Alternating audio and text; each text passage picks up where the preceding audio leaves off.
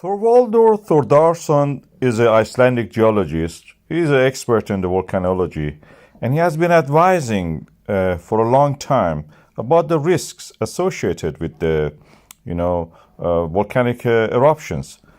He shed light on this.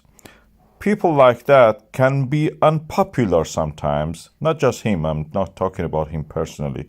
If you're a person who goes and advises people about health and safety when they are sleepwalking into, for example, a floodplain or a danger zone in a mine or a cave, and point into the hazard and the risk associated with it and give them advice, you may be ignored. You will not be very popular. In Iceland, we have all the geological knowledge available. Maps are drawn. Systems of the volcanoes are known, and many books and publications are available about them. We have eruptions already and charts available for them to show that these eruptions are associated with this earthquake. We have the hazards for the gases and ash flowing toward the other parts of the world. And yet, your advice is ignored, pointed to the other direction. It's thrown away like a bag of trash.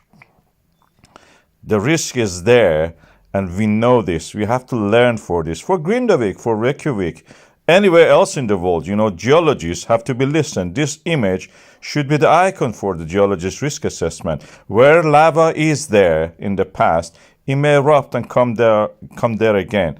I have several videos about these situations, and I will put them after this video.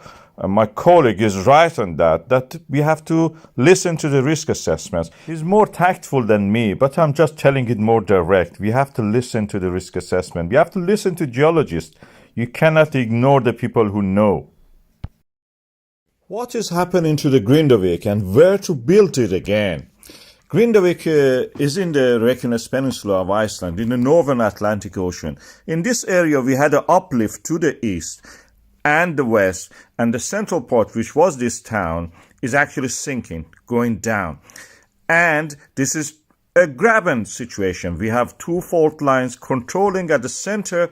The town is falling. The whole area, the zone is falling, and the magma is rising there. This is the Eurasian plate separating from the North American plate. Tectonically, this is the active region, mid-oceanic ridge we call it. This is where the ground, the new earth, the new lithosphere is being built by the magma, which is we can see through this three-dimensional vision. Through the seals is rising, filling up the gap that created when the cracks in the ground appear. Rise into the ground, gluing it again in a way you can say. It takes a long time actually to dry. That's not a very good glue in that sense. But anyway, when the movements of the blocks of the lithosphere, the earth crust happens, this is the rising of the magma which creates these volcanic eruptions. We see the lava at the surface, and that is what we call a volcanic eruption. Grindavik, where it is now, people probably will not return to it. If they can get insurance money for it and go somewhere else, they would probably do it, although it is home for many of them. But there are possibilities that you can actually take the old Grindavik and put it somewhere that is actually the land is rising to the east part of it, where it is more sheltered. Old Grindavik transferred to the east part in that peninsula is actually where it is rising. You will be safer probably in that sense.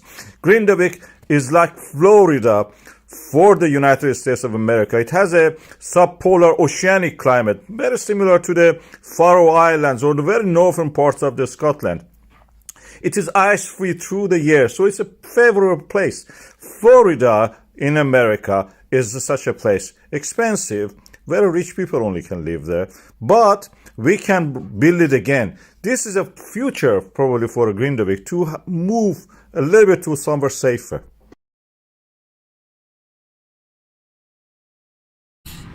This is the area that was flooded on our last journey. Now, look at it now. Yeah? You can see where the building sites were. They were actually digging foundations here, and it's still waterlogged. You can see, there we go, all along there. And I'm just going to turn the camera now. Here I am again, That is the crane we showed you in the... And this is, yeah. Well, you talk then, are you talking?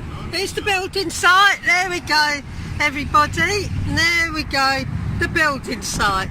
And they haven't learnt their bloody lesson. They have not given up. They haven't given up, they're still building. They're still building, they're going to have houses here. My God, look. I don't think any of the local people would be buying anything from here. This is they call Team Side Way. Team Side Way. A4440. Okay, on the A4440, and I think I can catch this little vehicle working overtime on a Saturday to make up for lost time. Yeah, to make and they just set it as quick as possible. yeah, and they're over there. Digging. Yeah, they're digging. And you see more boats there, I think. They're still digging, and if you can see down here, you'll see the builders here digging. But look, the land is still waterlogged. They're also building an access road that would be flooded. That was underwater. All this was underwater. Underwater. This is a valley. And Taking a bit more toward the ground, not less toward the sky. where you get the valleys, See more of the land, less of the sky, makes it brighter. where you get the valleys and where you get the rivers. If you've got mountains, Oh yeah, Malvern, Lamster, there we go. Worcester. Yeah. You see the sign. There we go, and there's the other building site. And I think this part was underwater too. Yeah, there was a big traffic jam here. Just don't go and live on this estate.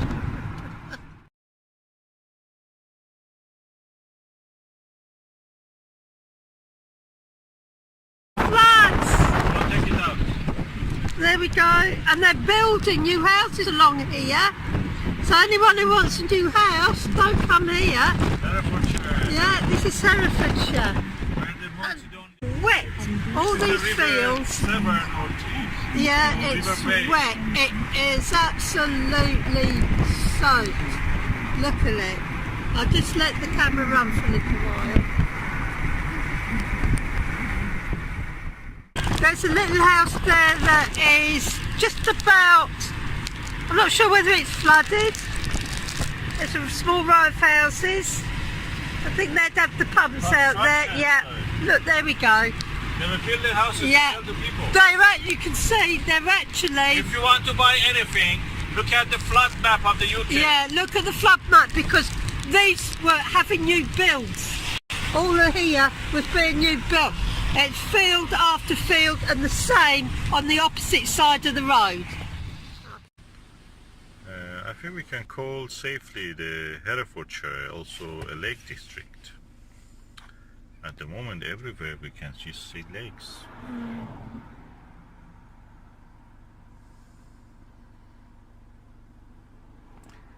As some may say, where is the Prime Minister?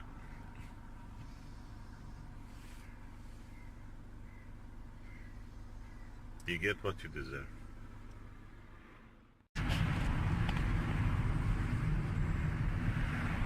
They're coming home now. And yeah, they're still flooding. On the other We side. have the lake district. Yeah, we're coming home now and again, just showing you a few hours later. And this is the opposite side of the road, and those trees you see in the middle of that so-called lake, it's actually a windbreaker tree. That's a field, it's a whole field. And the same that side. Well, I can't, can I? Okay, there are. There's the cranes there. I think they're lifting bits and pieces out. I think they were actually there without knowing that was going to happen. Yeah, they were. These. They're building something. Yeah, they were, or should be, constructing buildings actually. They're building a new pier here. Yeah, I think they were building a new pier. They were doing something there. Queen Mary ship to come here and cruise ship to come and take the passengers for Atlantic. But they were building something here. It's practically what you see here is the Atlantic Ocean. Yeah.